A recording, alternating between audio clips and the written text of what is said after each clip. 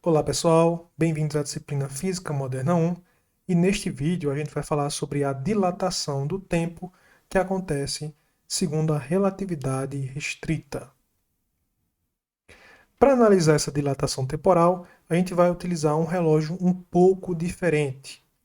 Esse relógio ele tem a seguinte característica: nós temos dois espelhos e entre esses dois espelhos vamos colocar um feixe de luz para se movimentar. Então o feixe de luz ele vem aqui de baixo, bate em cima, desce e fica refletindo nesse espelho.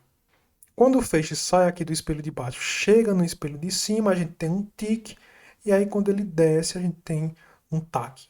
Então, tic-tac nada mais é aqui de um movimento da luz que sobe e desce. Então, aí você tem, quando a luz sobe e depois desce, você tem uma batida desse relógio. Então, para um observador que está em repouso junto ao relógio, o movimento do feixe de luz é o seguinte: o raio de luz sobe e desce, sobe, desce, sobe, desce, sobe, desce, simplesmente. Agora, se o observador estiver em repouso e o espelho, os dois espelhos estiverem se movimentando, então o observador ele vai observar algo diferente. O que ele vai observar é o seguinte: então você tem o relógio que está se movimentando, então o observador vê a luz percorrendo esse caminho. Então antes o observador que estava em repouso junto ao espelho, ele vê apenas a luz subir e descer, só que agora a luz ela percorre um caminho aqui em diagonal. Como a gente já viu no postulado, segundo os postulados de Einstein, a velocidade da luz ela sempre tem que ser a mesma. Isso significa que aqui a gente tem um espelho que está a uma certa velocidade. Então, o raio de luz para um observador que está em repouso desse espelho vai percorrer uma certa distância aqui e vai levar um certo intervalo de tempo. Se você dividir essa distância por esse tempo, você tem o valor da velocidade da luz. Se a velocidade do espelho for maior, significa que ele vai ter que percorrer uma distância também maior. O raio de luz aqui percorre uma distância maior. Se ele percorre uma distância maior, o tempo que ele leva também tem que ser maior para que a distância dividida pelo tempo dê novamente o mesmo valor c, ou seja, dê também a velocidade da luz.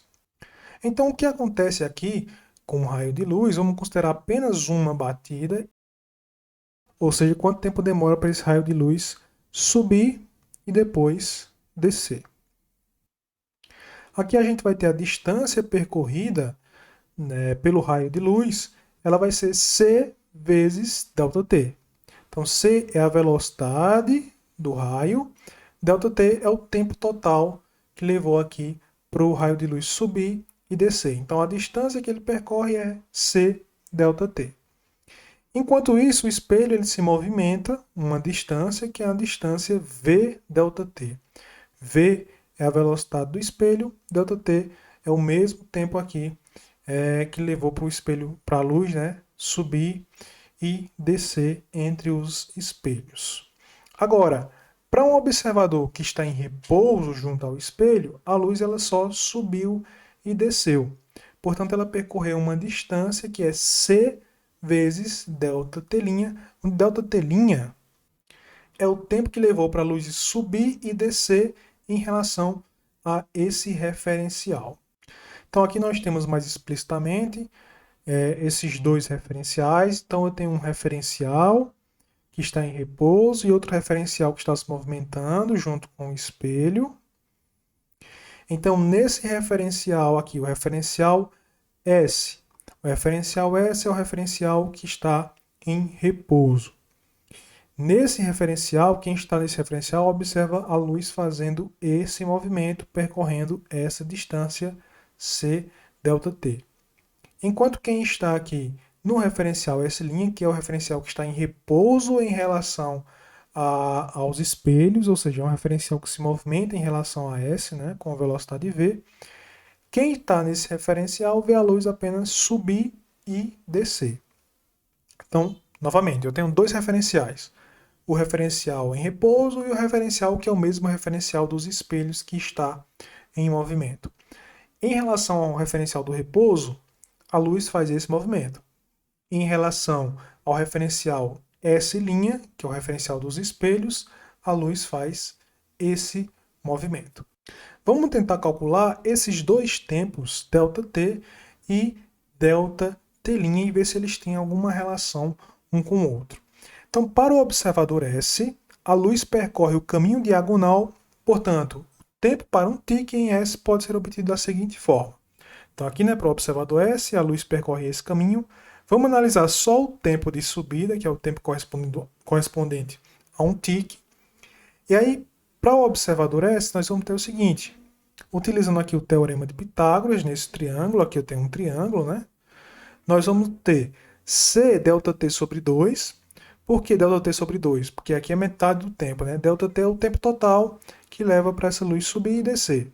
Como aqui eu estou analisando só a subida, por isso que eu estou dividindo esse tempo por 2. V ΔT, mesma forma aqui. Estou analisando só o tempo de subida, então divido esse tempo por 2. E H é a altura ou a distância aqui entre esses dois espelhos. Portanto, aqui basicamente eu aplico o teorema de Pitágoras, eu encontro essa relação. E a partir dessa relação eu posso isolar ΔT nela, né? E isolando ΔT, nós encontramos que ΔT, o intervalo de tempo total aqui para a luz subir e descer, vai ser igual a 2H sobre C, vezes 1 sobre a raiz de 1 menos V quadrado sobre C quadrado. V quadrado sobre C quadrado vai ser beta quadrado, né, como a gente já viu. Beta é igual a V sobre C. Então, posso escrever dessa forma, em termos de beta quadrado, ΔT igual a 2H sobre C, vezes 1 sobre a raiz quadrada de 1 menos beta ao quadrado. Então, esse é o intervalo de tempo medido em S. Agora, para um observador em S', nós vamos ter um intervalo de tempo diferente. Para esse observador, C ΔT', que é equivalente à distância aqui percorrida pela luz, é 2 vezes H. Lembrando que H é a distância entre os espelhos. Então, se a luz sobe e desce, ela percorre uma distância 2H. Portanto, isolando aqui ΔT', ΔT' vai ser igual a 2H sobre C. Portanto, a relação entre ΔT e ΔT' vai ser dada pela seguinte equação. ΔT é 2H sobre C, só que 2H sobre C é ΔT'. Portanto, ΔT é ΔT' vezes esse termo aqui, 1 sobre a raiz quadrada de 1 menos beta ao quadrado. Só que esse termo, ele é um termo que aparece muitas vezes na relatividade. Então, é melhor a gente chamar esse termo, fazer uma substituição aqui, nós vamos dizer que esse termo, ele é gama. E gama é o que a gente chama de fator de Lorentz.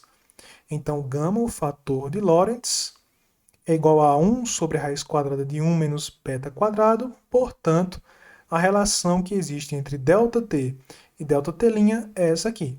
ΔT, o intervalo de tempo medido no referencial S, é igual a gama, fator de Lorentz, né, multiplicado pelo intervalo de tempo medido no referencial S'. E aqui eu chamo a atenção para o seguinte fato.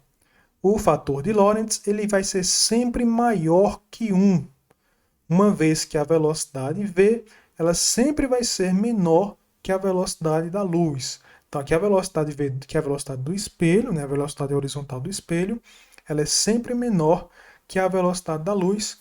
Consequentemente, o fator de Lorentz, esse termo aqui, vai ser sempre maior que 1.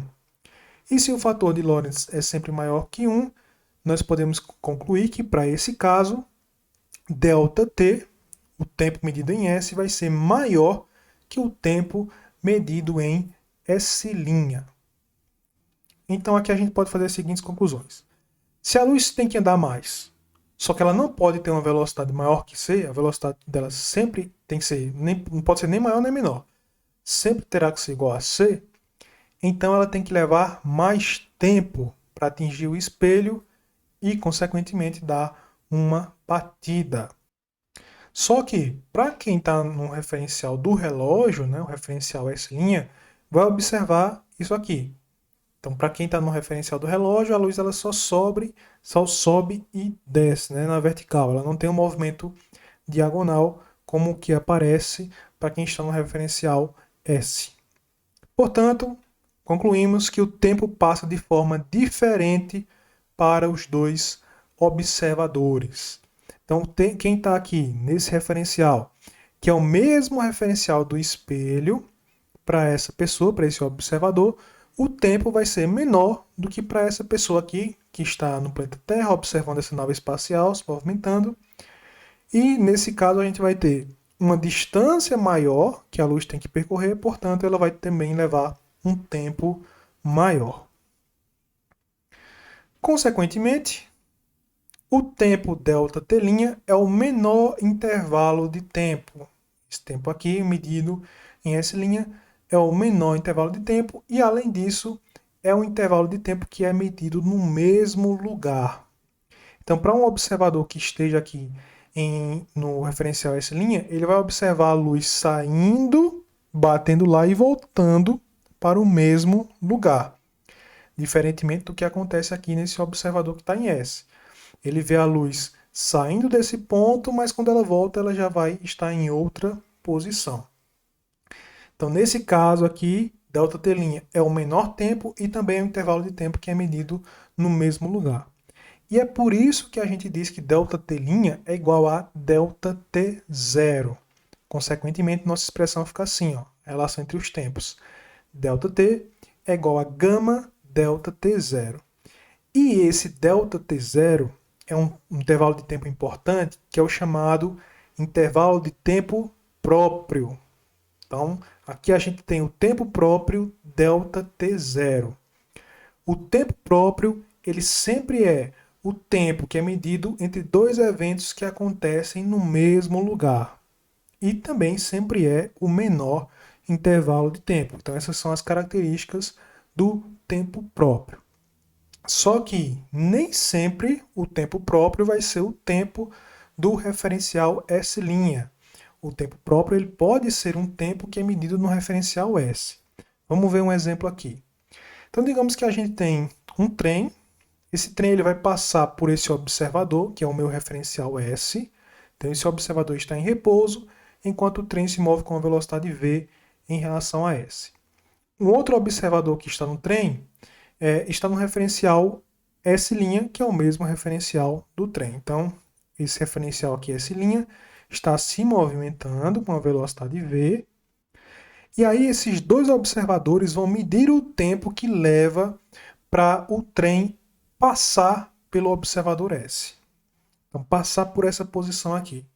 O observador S vai medir esse intervalo de tempo e o observador S' também vai medir esse intervalo de tempo. Só que nesse caso aqui, foi o observador que está em S que mediu o tempo próprio.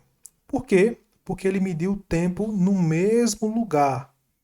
Então ele viu aqui a frente do trem passando nesse lugar e quando a traseira do trem passou nesse lugar, ele fechou o relógio. Né? Então ele abriu o cronômetro quando a frente do trem chegou aqui e fechou o cronômetro quando a traseira do trem chegou aqui. Então ele mediu o tempo no mesmo lugar, portanto, o intervalo de tempo dele é um intervalo de tempo próprio, o que significa que é o menor intervalo de tempo. Enquanto esse observador aqui em S', ele mediu o tempo ΔT', e a relação entre esse tempo ΔT' e o tempo próprio é dada por essa expressão. ΔT' é igual a gama ΔT0. Então, muita atenção quando você for determinar quem mede o tempo próprio. O tempo próprio sempre é medido no mesmo lugar e sempre é o menor intervalo de tempo. Por enquanto é só, pessoal. Até a próxima.